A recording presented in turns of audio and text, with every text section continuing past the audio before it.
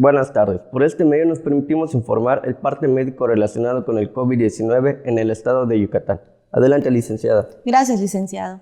Este es el parte médico de este lunes 4 de abril. Se reitera el uso obligatorio de cubrebocas para toda la población, incluso la vacunada, y se recomienda a la población evitar el uso de cubrebocas de tela o pañoletas, ya que está descrito que no brinda ninguna protección contra el COVID, incluida la variante Omicron. Por lo que para protegernos entre todos, se sugiere el uso de cubrebocas de 2 capas, tricapa o de uso grado médico como es el KN95, ya que estos tienen una cobertura hasta del 95% contra Omicron. Como se ha señalado, en la reapertura económica los datos más importantes son la ocupación hospitalaria y los ingresos diarios. El día de hoy tenemos 4 pacientes en hospitales públicos. 102.652 pacientes ya se recuperaron. No presentan síntomas ni pueden contagiar.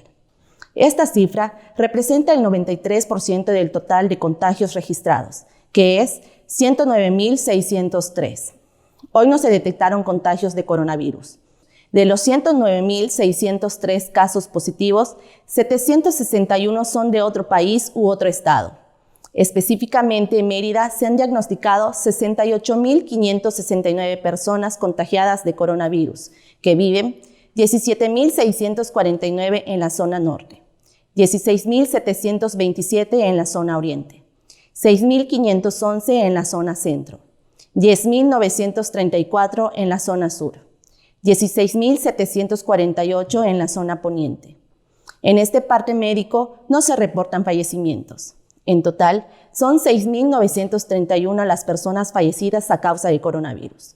De los casos activos, 16 están estables, aislados, monitoreados por personal médico de la Secretaría de Salud de Yucatán.